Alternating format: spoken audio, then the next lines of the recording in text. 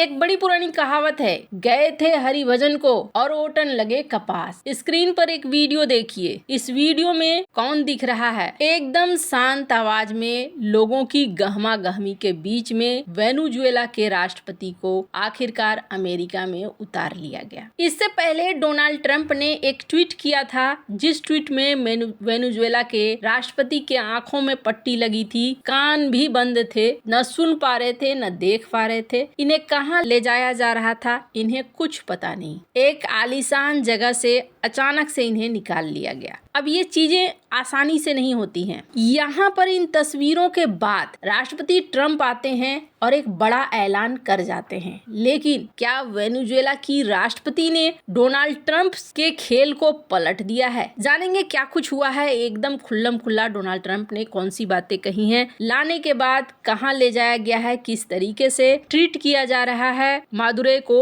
हमेशा की तरह वर्ल्ड मिरर के इस एपिसोड में जानने को मिलेगा बहुत कुछ। आइए जानते हैं इन खबरों को विस्तार से। स्क्रीन पर इस तस्वीर को देख रहे हैं। सबसे पहले तो इस तस्वीर को शेयर किया गया डोनाल्ड ट्रंप के सोशल मीडिया से, उसके बाद व्हाइट हाउस की तरफ से, उसके बाद एलन मस्क ने यहाँ बधाइयां दी। और इसमें क्या है, इसमें दिख रहे हैं मादुरै जिनके आंखों पे लगी हुई है पट्टी, कान भी बंद हैं। एकदम अचानक से राष्ट्रपति से ये एक कैदी की तरह लाए गए हैं। सिर्फ इतना ही नहीं, अब इनको ऑफिस भी ले जाया जा रहा है। इस वीडियो में देख सकते हैं आप, एक अलग तरीके से इन्हें पहुंचाया जा रहा है ऑफिस में। ये कुछ कुछ कह भी रहे हैं, कुछ बुदबुदा रहे हैं, शायद वेनेजुएलियन लैंग्वेज में। अब इन्हें सजा दिया जाएगा। सारी चीजें यहाँ पर दिखाई जा रही है कि किस तरीके से इनको निकाला जा रहा है, किस तरीके से ये पहुंचाए जा रहे हैं। होता क्या है कि ऐसा नहीं है कि अमेरिका ने इस तरीके का एक्शन पहली बार किया हो। मैं हर बार कहती हूँ कि इतिहास बहुत जरूरी होता है। इतिहास में पहले भी कर चुका है अमेरिका इस तरीके का, चाहे वो लीबिया में हो एक्शन या फिर इराक में हो सद्दाम हुसैन को पकड़ना। तो वही कहानी है, वही इतिहास है जिसको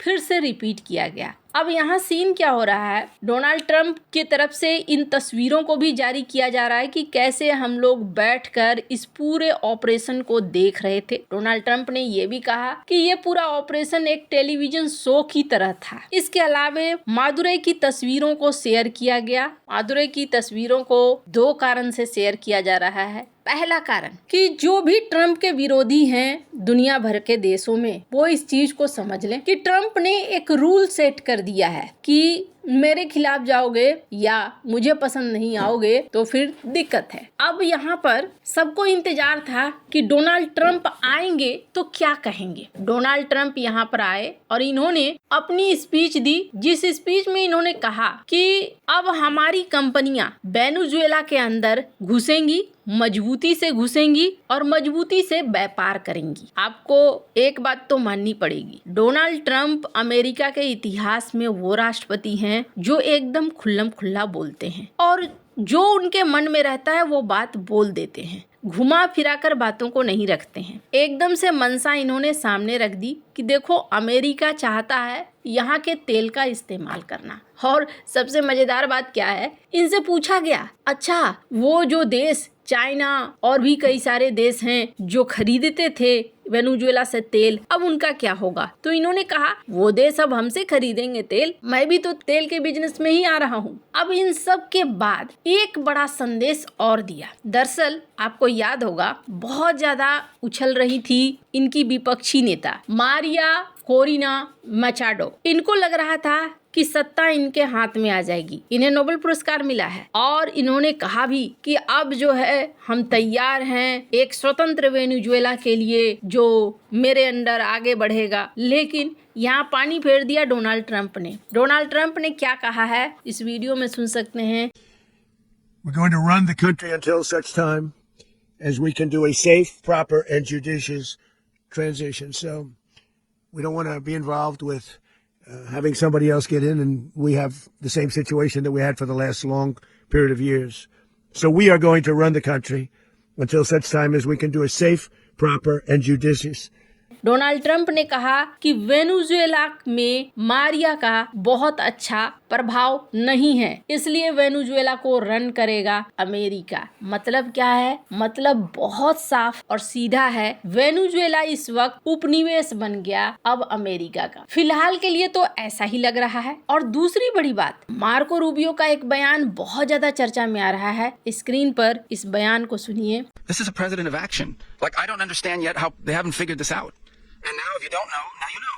Because this is the way it's going to play out. And I think people need to understand that this is not a president that just talks and does letters and press conferences. And, you know, if he says he's serious about something, he means it.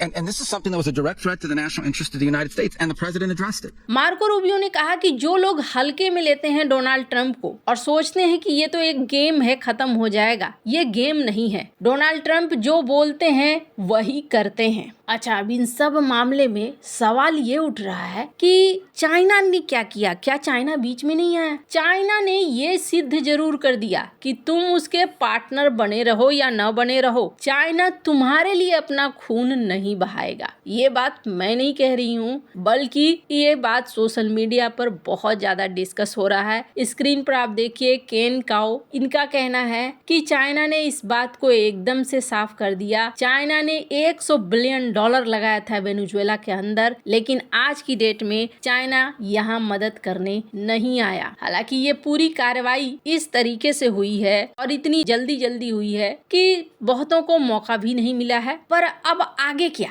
तो आगे क्या Venezuela में Donald Trump अपना शासन चला पाएंगे? तुरंत से वेनेजुएला के सुप्रीम कोर्ट ने एक राष्ट्रपति नियुक्त किया, अंतरिम राष्ट्रपति, और अंतरिम राष्ट्रपति को देखकर डोनाल्ड ट्रंप ने ये कहा कि ये वही करेंगी जो वेनेजुएला की भलाई के लिए होगा, डेल्सी रोड्रिग्स। और इन्होंने कहा कि सब ठीक हो जाएगा। पर रोड्रिग्स ने जैसे ही सत्ता संभाला, उसके बाद इन्होंने जो बयान दिया है वो बयान एकदम उलट है। इन्होंने एक चिट्ठी लिखी और बयान भी दिया है। स्क्रीन पर इस वीडियो को सुन सकते हैं। Gobiernos del mundo están sencillamente impactados de que sea la República Bolivariana de Venezuela víctima y objeto de un ataque de esta naturaleza que tiene sin duda alguna tinte sionista.